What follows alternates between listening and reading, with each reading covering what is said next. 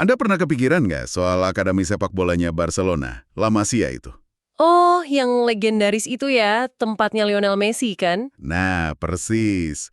Salah satu sumber yang kita bedah kali ini ngasih analogi yang menurut saya pas banget.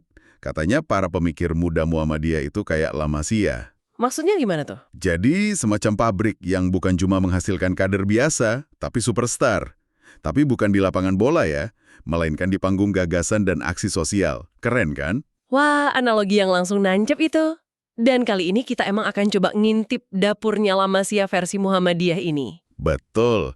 Kita akan bedah bareng buku Membaca Muhammadiyah. Isinya itu tulisan-tulisan kritis dari anak-anak mudanya sendiri. Iya, jadi misi kita bersama Anda hari ini adalah untuk melihat gimana sih semangat pembaharuan atau tajdid yang jadi ruh organisasi ini diterjemahkan jadi aksi nyata. Dari mulai dakwah di lorong-lorong gelap kota. Sampai debat panas soal sains dan agama, terus manuver politik di tingkat nasional. Lengkap. Oke, mari kita bongkar satu-satu. Kita mulai dari mesinnya dulu kali ya. Apa sih yang jadi bensin yang bikin gerakan ini jalan terus sampai sekarang? Dari buku ini, jawabannya kayaknya mengerucut ke satu hal. Kesadaran kritis. Kesadaran kritis. Betul. Salah satu penulis di buku ini, dia pakai kerangka dari Paulo Freire. Tahu kan? Pemikir pendidikan itu. Oh iya, Paulo Freire. Nah, menurut Freire, ada 3 level kesadaran. Paling dasar itu kesadaran magis. Orang gampang percaya tahayul. Oke. Naik sedikit ada kesadaran naif. Orang cenderung pasrah, nerima keadaan apa adanya. Nah, level tertingginya ini dia, kesadaran kritis. Kemampuan untuk menganalisis kenapa sebuah kondisi terjadi, terus tergerak untuk mengubahnya. Gitu kan? Tepat. Dan sejak awal, KH Ahmad Dahlan itu mendorong Muhammadiyah untuk main di level tertinggi ini. Tunggu dulu, ini menarik. Paulo Freire ini kan pemikir dari Brazil ya. Rasanya modern dan barat banget. Di sumber ini dibahas gak gimana para penulis muda ini nyambungin konsep itu dengan kerangka Islam? Nah, ini dia poin kuncinya. Pertanyaan Anda tuh pas banget. Ada nggak sih padanannya di Al-Quran misalnya? Biar nggak terasa impor. Ada dan sangat kuat. Para penulis ini menunjukkan kalau konsep kesadaran kritis itu sejalan banget dengan istilah Al-Quran yaitu ulu al-albab. Ulu al-albab. Iya, ini bukan cuma orang pintar, tapi gimana ya bilangnya? Orang yang berpikir mendalam, nggak cuma pakai akal, tapi juga nurani. Jadi mereka nggak cuma tahu, tapi sadar dengan pengetahuannya. Dan tahu persis gimana cara memakainya untuk bikin perubahan. Oke, konsepnya dapat. Tapi teori kan gampang diomongin ya. Contoh konkretnya gimana di lapangan? Biar kebayang. Contoh paling klasik, dan ini dibahas di salah satu esai, adalah gerakan pemberantasan TBC. TBC penyakit. Bukan, ini singkatan khas Muhammadiyah. Tahayul, bid'ah, dan surafat. Oh, oke, TBC itu. Contoh paling gampang itu soal gerhana. Di sebagian masyarakat kita kan kalau ada gerhana disambutnya pakai ritual mistis. Iya, mukul kentongan atau lesung. Katanya bulannya dimakan raksasa, jadi harus diusir. Itu kesadaran magis berarti. Persis. Sementara Muhammadiyah dengan ilmu falak atau astronominya malah bisa ngeluarin jadwal. Pengumuman, gerhana bulan total akan terjadi tanggal sekian, jam sekian. Akurat banget, pakai hitungan matematis. Nah itu dia, kontras banget kan? Di satu sisi ada kepanikan mistis, di sisi lain ada ketenangan ilmiah. Itu wujud nyata kesadaran kritis. Iman dan ilmu jalan bareng. Oke, jadi kesadaran kritis itu mesinnya. Memberantas tahayul itu salah satu hasilnya. Tapi yang paling bikin saya penasaran, gimana mesin ini turun ke jalan buat ngedepin masalah yang lebih pelik? Saya baca di situ soal dakwah di lokalisasi Surabaya. Terus terang saya kaget. Nah, ini dia bagian yang menurut saya paling kuat di buku ini. Biasanya kan pendekatannya keras, tapi yang ini beda banget. Bisa diceritain lebih dalam? Ini sebuah ijtihad dakwah sosial yang luar biasa dari pimpinan cabang Muhammadiyah atau PCM Krembangan di Surabaya. Mereka nggak datang bawa pentungan atau spanduk penghakiman. Terus gimana? Mereka datang dengan strategi yang mereka sebut purifikasi sosial. Purifikasi sosial, keren istilahnya. Maksudnya gimana tuh? Jadi bukan cuma memurnikan ajaran agama dari TBC tadi, tapi juga memurnikan kondisi sosial yang menindas. Langkah pertama mereka itu sangat strategis dan radikal. Apa itu? Mereka membeli rumah-rumah milik Germo, satu persatu. Tunggu. Beli rumah Germo. Itu bukan butuh modal besar. Pasti ada perlawanan juga kan? Tentu, prosesnya bertahap, butuh kesabaran luar biasa. Mereka pakai pendekatan personal, negosiasi. Nah, rumah yang sudah dibeli itu nggak dihancurkan. Tapi diubah jadi pusat pelatihan keterampilan. Betul. Jadi secara perlahan, mereka memisahkan aktivitas prostitusi dari ruang fisiknya. Orangnya nggak diusir, tapi fungsi tempatnya yang diubah. Cerdas banget kan? Luar biasa. Tapi mengubah bangunan kan nggak cukup. Orangnya gimana? Terutama anak-anak mereka kan, kasihan. Tepat. Itu langkah kedua. Pendidikan yang membebaskan. Anak-anak dari para pekerja seks itu disekolahkan di sekolah Muhammadiyah. Tujuannya jelas ya, untuk memutus rantai kemiskinan dan stigma. Persis. Dan mereka nggak cuma ngasih ceramah agama, tapi juga penyuluhan yang relevan. Soal HIV/AIDS misalnya. Ini bukan lagi soal dosa dan pahala, tapi membekali mereka dengan pengetahuan untuk melindungi diri. Dan untuk para pekerjanya sendiri, apa ada jalan keluar yang ditawarkan? Itu langkah ketiga, dan ini yang paling fundamental, pemberdayaan ekonomi. Dikasih pelatihan masak, bikin kerajinan, menjahit, sampai dibantu modal usaha.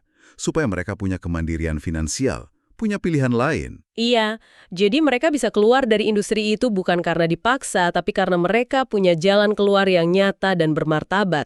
Ini pendekatan yang holistik banget ya. Tapi ada satu hal lagi yang saya baca dan menurut saya paling menyentuh. Setelah semua itu, mereka dilibatkan dalam organisasi. Benar begitu? Betul sekali. Ini mungkin lapisan terdalam dari strategi mereka. Anak-anak dan bahkan mantan pekerja seks ini diajak aktif di organisasi otonom. Seperti Aisyah, Pemuda Muhammadiyah. Iya, atau Ikatan Pelajar Muhammadiyah. Bayangkan, ini bukan lagi soal memberi bantuan, tapi soal mengembalikan martabat, rasa memiliki.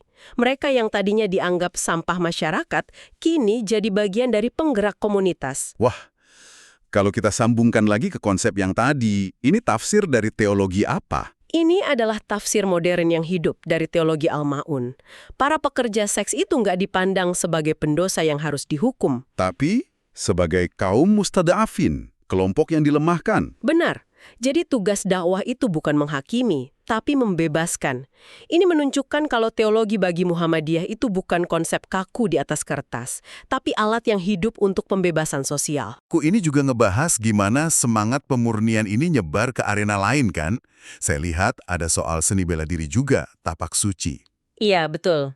Apa yang dimurnikan dari dunia persilatan? Salah satu esai menjelaskan kalau tapak suci itu didirikan dengan misi yang sangat spesifik, membersihkan praktik silat dari unsur syirik dan klinik. Oh iya ya, kan banyak aliran silat tradisional yang masih pakai ritual mistis, jimat, atau isi-isian gitu. Nah, tapak suci mau memurnikan itu semua.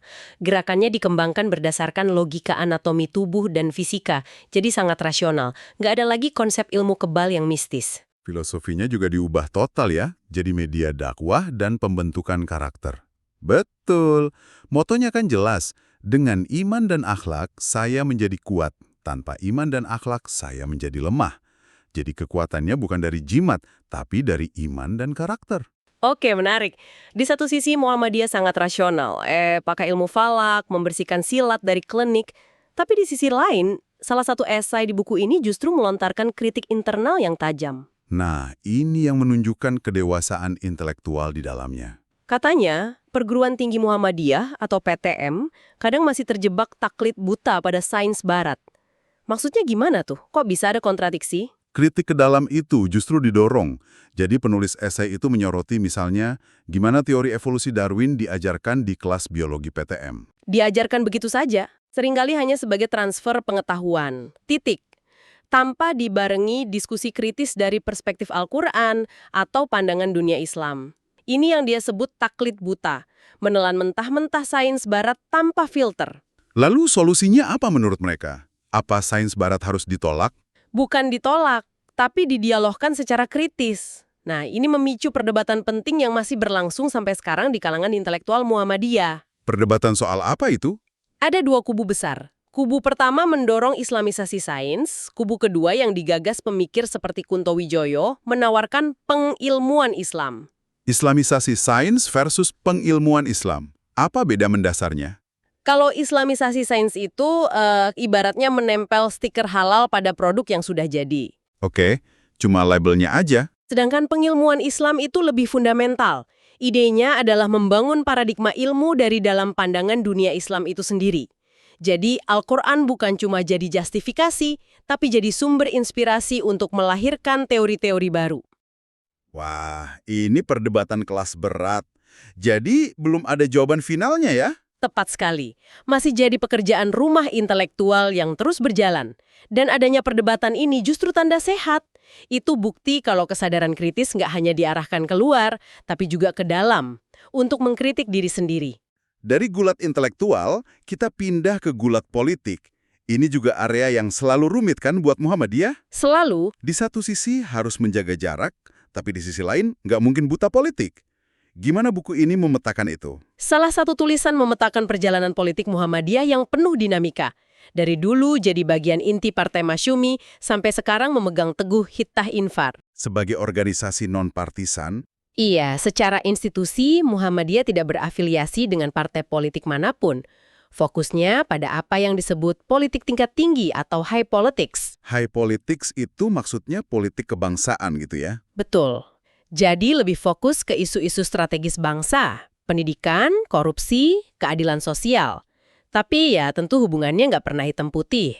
Kita tahu Partai Amanat Nasional, PAN, itu kan lahir dari rahim Muhammadiyah lewat Amin Rais. Nah, itu menunjukkan betapa eratnya jalinan antara gerakan sosial dan politik praktis. Dan di pemilu 2014, seperti yang dideskripsikan di buku ini, dinamika itu kelihatan banget. Secara organisasi, Muhammadiyah netral. Tapi warganya, Warganya terbelah. Ada yang ke Prabowo Hatta, ada yang ke Jokowi JK. apa itu dilihat sebagai masalah atau justru kekuatan? Penulis esai itu menganalisisnya bukan sebagai tanda perpecahan, justru sebaliknya, sebagai tanda kedewasaan dalam berdemokrasi. Oh, menarik. Gimana tuh? Organisasi memberikan koridor etis dan nilai-nilai, tapi individu di dalamnya tetap bebas menentukan pilihan politiknya. Ini menunjukkan Muhammadiyah berhasil mendidik warganya jadi pemilih yang cerdas dan mandiri, bukan sekedar digiring pimpinan. Jadi kalau ditarik benang merahnya, dari semua ini, gambaran Muhammadiyah itu bukan kayak benteng yang kokoh dan seragam ya, tapi lebih kayak laboratorium yang sibuk banget. Itu kesimpulan yang sangat pas. Laboratorium yang penuh eksperimen, perdebatan, dan bahkan kritik diri. Kekuatannya justru di situ ya, kemampuan untuk otokritik. Betul, kemampuan untuk mempertanyakan praktik pendidikan di kampusnya sendiri, merefleksikan kembali cara dakwahnya, dan terus menavigasi posisinya di tengah politik. Refleksi kritis dari para penulis muda ini bukan tanda pelemahan. Tapi bukti vitalitas intelektual. Iya, inilah wujud otentik dari semangat tajdid, pembaharuan yang tidak pernah berhenti. Sebagai penutup, ada satu tulisan yang meninggalkan sebuah pertanyaan reflektif yang kuat banget untuk Anda. Oh ya, Esai ini mengisahkan dilema para siswi di sekolah kader unggulan Muhammadiyah, Mu'alimat. Di satu sisi, mereka hidup di asrama dengan disiplin super ketat. Bangun pagi, ngaji, sekolah, organisasi, semua diatur. Ditempa untuk jadi pemimpin masa depan. di sisi lain, saat mereka dapat jatah waktu luang untuk keluar asrama, mereka melarikan diri ke mall atau tenggelam di media sosial. Ironisnya, di sana mereka justru masuk ke jeruji disiplin yang lain, yang tak terlihat. Disiplin kapitalisme dan budaya konsumerisme. Mereka mungkin bebas dari peraturan asrama, tapi terikat oleh tren fashion terbaru, gadget yang harus di-upgrade, dan gaya hidup yang didikte pasar. Nah, ini meninggalkan sebuah pertanyaan untuk kita semua renungkan, dan khususnya untuk Anda. Di era modern ini, tantangan terbesar bagi cita-cita luhur Muhammadiyah mungkin bukanlah datang dari ideologi-ideologi besar di luar sana. Bukan dari komunisme atau liberalisme dalam bentuk klasiknya. Tapi mungkin tantangannya datang dari keinginan-keinginan halus yang dibentuk oleh kehidupan modern. Di dalam diri kita sendiri. Pertanyaannya bagaimana cara membangun kesadaran kritis terhadap penjara tak terlihat ini? Bagaimana menurut Anda?